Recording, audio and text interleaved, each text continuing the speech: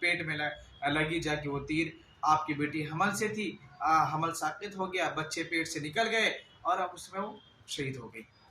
अल्लाह के नबी बहुत रोते थे ये मामला को याद करके, लेकिन जब वही नबी मक्का आते हैं तो सारे के सारे लोगों को माफ़ कर देते हैं। कहते हैं कि बेसहारों का मैं सहारा बनने आया हूँ, जिसके सर पे दुपट्टा नहीं मैं उनके सर पे दुपट्टा रखने आया।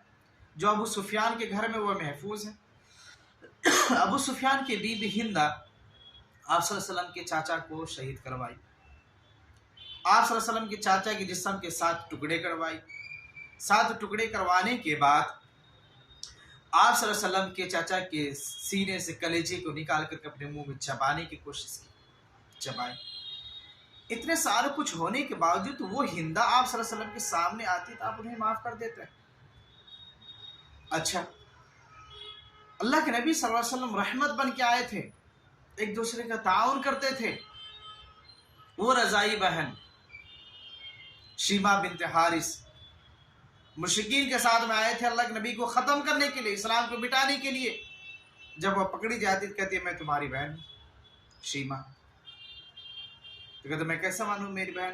बोले कि बचपन में तूने यहाँ में काटा था, ये निशान दिखाई। तो अल्लाह के नबी रो पड़े, अपने चादर उतार करके। वो दुश्मन बहन जो आपको शहीद, आपको कत्ल करने आई थी, सहाबा को मिटाने आई थी, वो नबी अपने जिस्म का चादर उठा करके ज़मीन में डाल देते हो। मेरी बहन बैठ, क्या चाहती है? अगर आप चाहती हैं तो मैं आपको अपने घर लेके जाऊं मदीना, वहाँ आपको बहुत लाड़ प्यार से रखूं, आपकी खिदमत करूं, या आप अपने कौम में जाना चाहती तो मैं आपको अपने कौम के साथ। क्या हुआ? उन सारे के सारे लश्करों जो लोग अल्लाह के नबी को कत्ल करने आए थे, सहाबा को मिटाने आए थे, सारे के सारे लोगों को अल्लाह के नबी माफ़ कर देते हैं, अपने बहन को भी माफ़ कर देते हैं, और सारे के सारे लोगों को माफ़ करने के साथ साथ अल्लाह के नबी अपने बहन को बहुत सारे हदिया और तोहफे दे करके रवाना करते हैं। ये हमारे नबी सल्लल्लाहु अलैहि वसल्लम की सीरत रही है। आप सल्लल्लाहु अलैहि वसल्लम को जो मिटाने की कोशिश करते हैं, अल्लाह के नबी उनके साथ हुस्न सलूक करते थे। ऐ मुसलमानों, तुम्हारे साथ जो लोग रहते हैं, सुबह शाम मिलते हैं, अपने खुशियों में उन्हें क्यों भूल जाते हो? उन्हें क्यों भूल जाते हो? हमारा आपके ये मामला हो गया कि आपकी कैटेगरी के जो लोग हैं, आपके साथ जो बड़े बड़े लोग रईस लोग रहते हैं, आप उनको तो पूछते हैं, या वो लोग को आप पूछते हैं जिनके पेट ऑलरेडी पहले से भरे हुए हैं, जो भूखे हैं, बेसहारा है, आप उनको नहीं पूछते। ये अल्लाह के नबी सल्लल्लाहु अलैहि वसल्लम का तरीक़ा नहीं है, ये सहाबा का तरीक़ा नहीं है। अल्लाह के नबी का तरीक़ा को अपनाइए, सहाबा वाले ज़िंदगी को अपनाइए। ये तरीक़ा गलत है। आज कोई भी मुसलमान अगर आह कर दे, आपके लिए बद्दुआ कर दे, तो आपकी खुशी कोई माने नहीं रहता है। खुशी वो है जो आप किसी के साथ मिल के सेलिब्रेट करते हैं। खुशी वो नहीं कि आप अपने घर में कर लिए, आपके जो चाहते हैं, जिससे आपका लेन देन है, जिससे आपका मुफाद है, जिससे आपका फ़ायदा है, उससे खुशी है। अल्लाह के नबी सल्लल्लाहु अलैहि वसल्लम ये बताइए, जब मक्का से सहाबा परेशान होकर के मदीना आए, तो ये बताइए सहाबा, मक्का के सहाबा मदीना के सहाबी को पहचानते थे? एक दूसरे को जानते थे? नहीं जानते थे।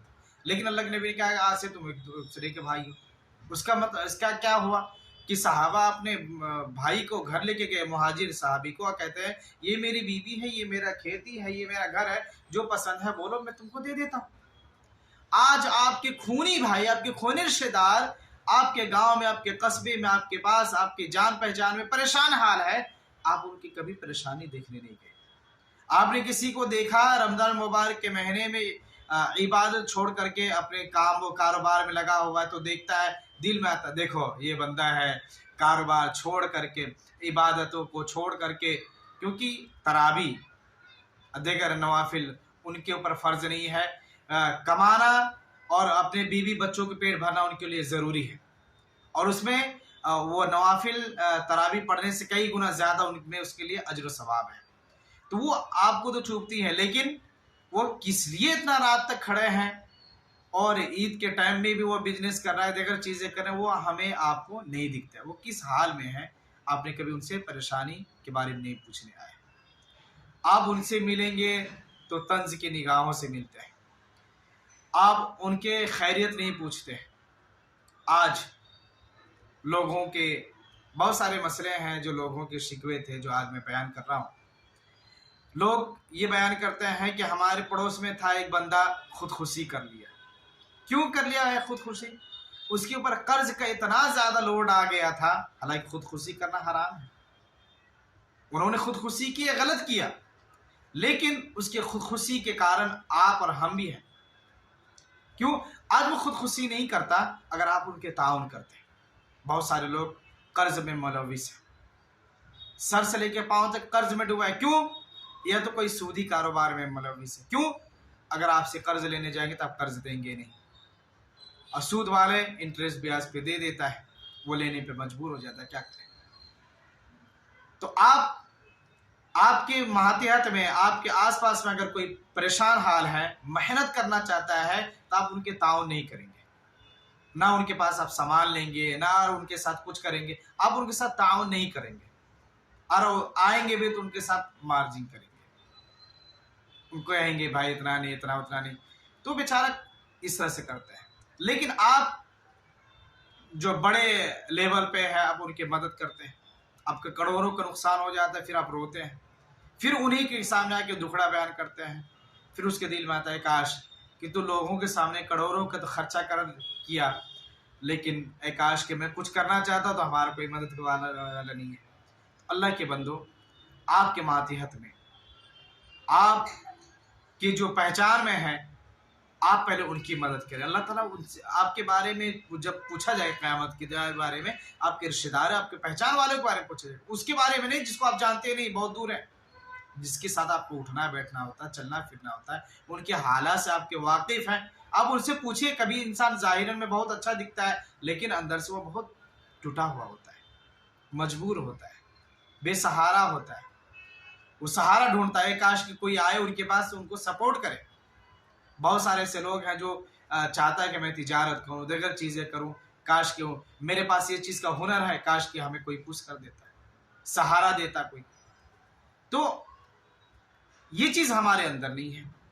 ایک دوسرے کا تعاون کس طرح سے کرنا چاہیے، یہ چیز ہمارے اندر نہیں ہے، چاہے وہ صدقات کا ہو، یہ صدقۃ الفطر کا معاملہ ہو، یا زکوٰۃ کا معاملہ ہو، یہ امت میں جو ہے یہ سب جو معاملہ ہیں، امت میں جو ہے مسلمانوں کو جو فائدہ ہوگا اجتماعیت میں، اجتماعیت کے ساتھ اگر آپ کسی کے تعاون کرتے ہیں تو اس میں فائدہ ہے، اجتماعیت میں فائدہ ہے، برکت ہے۔ یہ وجہ ہے کہ اللہ کے نبی جناب محمد رسول اللہ صلی اللہ علیہ وسلم نے حجۃ الوداع کے بعد حضرت معاذ بن جبل رضی اللہ تعالی عنہ کو یمن کے لیے بھیج رہے تھے، روانہ کر رہے تھے۔ تو حضرت معاذ بن جبل کو بہت ساری باتوں کی نصیحت کی، جس کے بعد آپ چلے گئے وہاں، اسلام کی دعوت و تبلیغ کیے، کیونکہ اہل کتاب تھے وہ لوگ۔ پھر اس کے بعد حضرت ابو بکر صدیق کی خلافت آئی، دعوت و تبلیغ کا کام وہاں چالو تھا۔ پھر حضرت عمر بن خطاب رضی اللہ تعالی عنہ خلیفہ بنے، تو انہوں نے خط لکھا کہ اے معاذ، وہاں کے مالداروں سے زکوٰۃ وصولی کر کے غریب جو مسلمان ہے ان میں تقسیم کر دینا۔ حضرت معاذ بن جبل رضی اللہ تعالی عنہ ایمانداری کے ساتھ مالداروں سے زکوٰۃ وصولی کر کے وہ ایک جگہ اکٹھا کیا۔ دیکھیے اجتماعیت میں برکت ہے، اجتماعیت میں برکت ہے۔ حضرت معاذ بن جبل رضی اللہ تعالی عنہ سارے مالداروں سے زکوٰۃ وصولی کر کے ایک جگہ جمع کیے، پھر دیکھا اس یمن میں کون کون غریب مسلمان بھائی ہیں، آپ ان کی مدد کیے، آپ ان کی مدد کیے۔ مدد کر لینے کے بعد، ان کو پورے دے دینے کے بعد کچھ مال بچ گئے جو مدینہ واپس کر دیا گیا۔ حضرت عمر امیر المومنین غصہ ہوئے کہ اے معاذ، میں نے تو یہ کہا تھا کہ وہاں کے مالداروں سے زکوٰۃ لینا ہے، غریبوں میں تقسیم کرنا ہے، تو انہیں غریبوں کا حق مارا ہے، غریبوں کا حق کو چھینا ہے۔ ہونا تو یہ چاہیے تھا کہ وہاں کے غریبوں کو دیتا، تم نے مدینہ بھیج دیا مال۔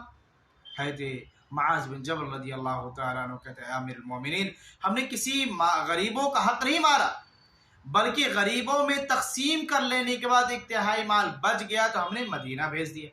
دوسرے سال کے حضرت معاذ بن جبل رضی اللہ تعالیٰ عنہ خط لکھتے، کہتے ہیں معاذ، حضرت امیر المومنین خط بھیجتے ہیں، معاذ وہاں کے مالداروں سے زکوٰۃ وصولی کرو اور غریبوں میں تقسیم کرو.